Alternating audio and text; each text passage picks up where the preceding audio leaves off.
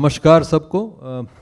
और सबसे पहले कुछ ही क्षणों में मैं, क्योंकि समय बहुत कम है, 5 मिनट अरवीर जी ने बोला है कि लेना है, मैं आपका फिर भी धन्यवाद करना चाहूँगा कि एक डिजिटल प्लेटफॉर्म चलाया कृषि से संबंधित नई नई डेवलपमेंट्स का, और उसके कारण आपकी रीच इतनी ज़्यादा बन जाती है कि कोई भी पॉलिसी एडवोकेसी वाला आदमी या कोई भी कॉर्पोरेट जगत वाला आदमी जिसको मार्केट की तलाश है, या कोई भी किसान या किसानों से जुड़ा हुआ संस्थान जिसको नई नई चीज़ों के बारे में अपने आप के अंदर ढालना है या अपनी प्रक्रिया सुधारनी है या अपनी आउटरीच बनानी है, उन सब को एक जगह पे, एक प्लेटफॉर्म पे अलग अलग दिन मिलते रहते हैं, कुछ न कुछ नई चीज़। बहुत ही बढ़िया बात है भाई साहब, आप बधाई के पात्र हैं।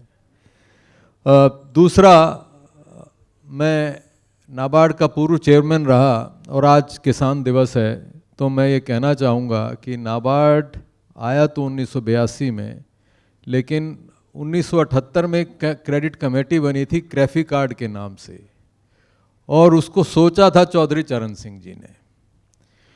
और जो कमेटी बनी थी उससे नाबार्ड निकल के आया, रिजर्व बैंक अलग संस्था रिजर्व बैंक से अलग बन के आया। तो लगाव चौधरी चरण सिंह जी का किसानी के प्रति किसी को कहने की जरूरत नहीं है, हम सब जानते हैं, हम सब याद कर रहे हैं, आपके माध्यम से याद कर रहे हैं, ये बहुत बढ़िया बात है। लेकिन मैं एक चीज़ और कहूँगा, और ये मेरा पूरा विश्वास है, क्योंकि मैं शायद दूध वाला भी हूँ लेकिन गांव वाला हूँ, मैं डेयरी टेक्नोलॉजिस्ट भी हूँ लेकिन गांव से बिलोंग करता हूँ।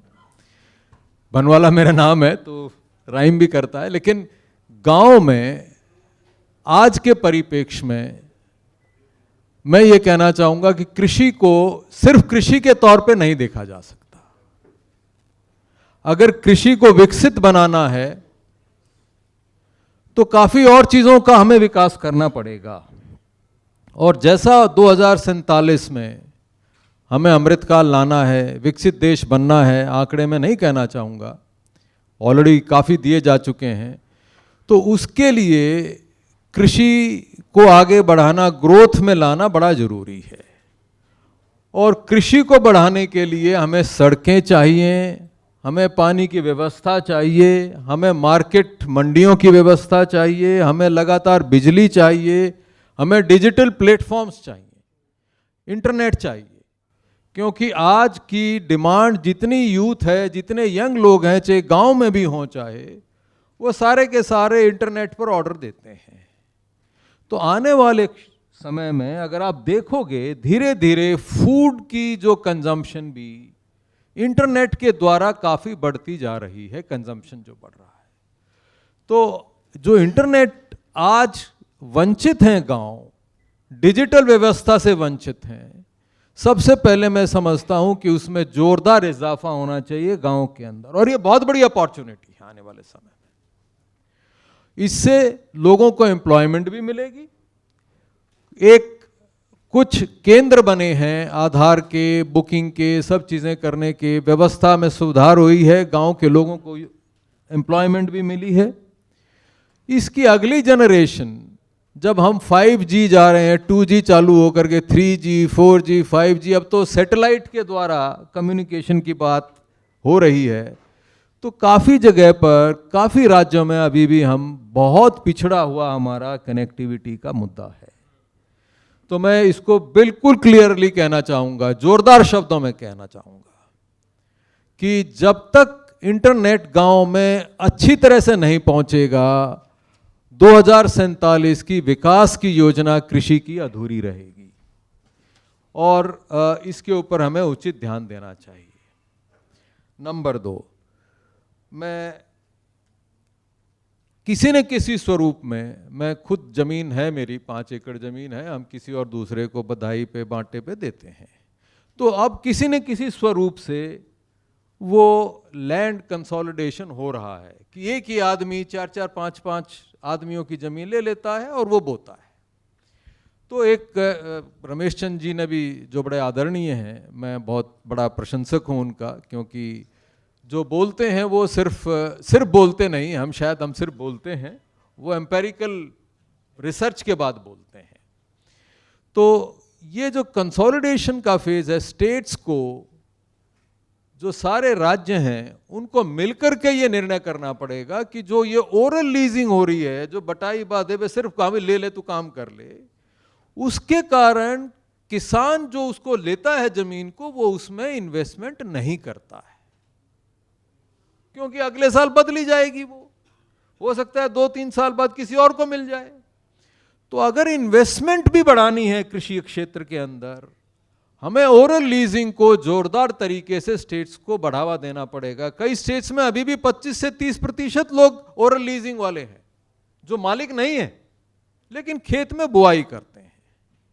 तो ऐसा व्यक्ति, और 85%, अभी रमेश चंद जी ने बोला कि 100 में से 85% जो है भागीदारी खेत में अगर इन्वेस्टमेंट कोई करता है तो वो किसान खुद करता है।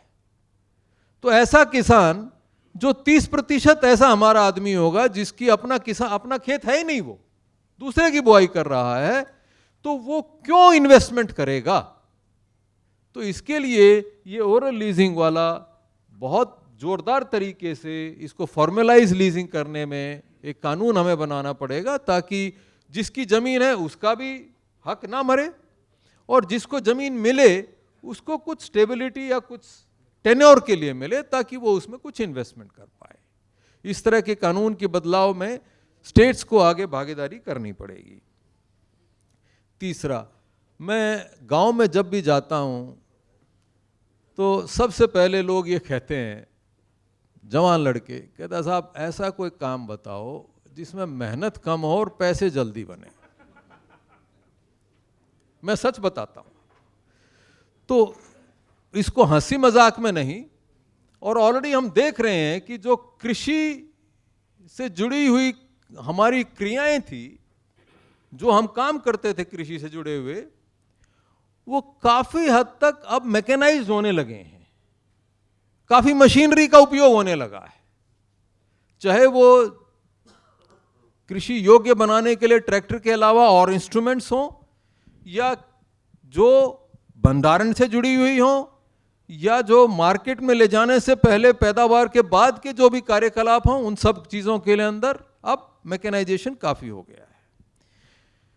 तो किसान तो हमारा छोटा है, पहले सब ट्रैक्टर लेने की इच्छा करते थे, अब जो नई नई चीजें आ रही हैं, महंगी भी हैं, लेजर लेवलर है, कंबाइन हार्वेस्टर है, या सीड से वितरण से जुड़ी हुई जो नई नई मशीनरी आ रही हैं, भाई इन चीजों की सर्विस, मैकेनाइज सर्विसेज ऑफरिंग करने की बहुत बड़ी अपॉर्चुनिटीज आएगी।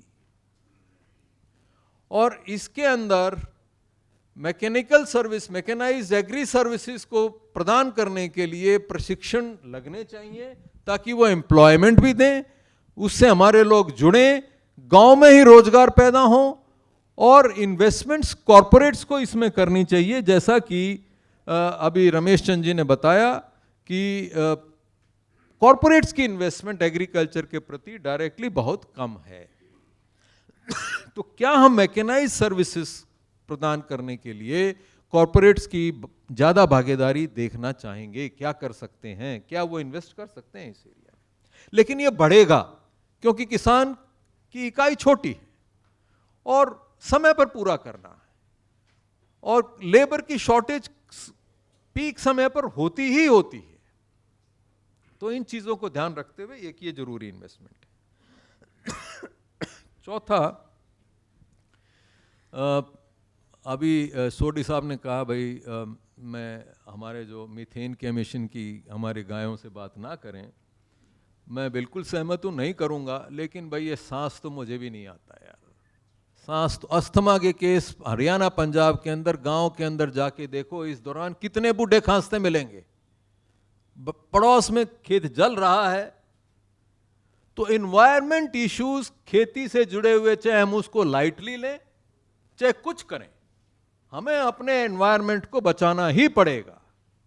जो मैं 50 साल पहले या 20 साल पहले 30 साल पहले गांव में जाके मुझे खुशी मिलती थी कि मैं सांस लूंगा जोरदार, वो सांस मैं आज नहीं ले सकता गांव में भी। एटलीस्ट जो शहरों के आसपास के गांव हैं उनमें तो बिल्कुल ही नहीं। भाई शायद पहाड़ में कोई गांव होंगे जहाँ पे बिल्कुल कमी है दूसरी एक्टिविटीज़ की।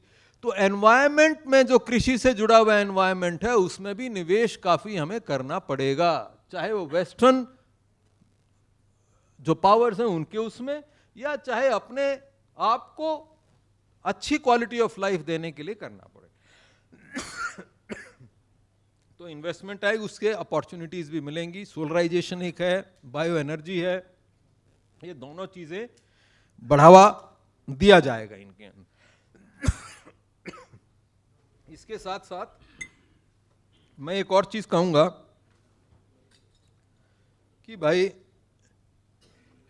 जो नई नई चीजें आ रही हैं, धन्यवाद, नई नई चीजें आ रही हैं उसमें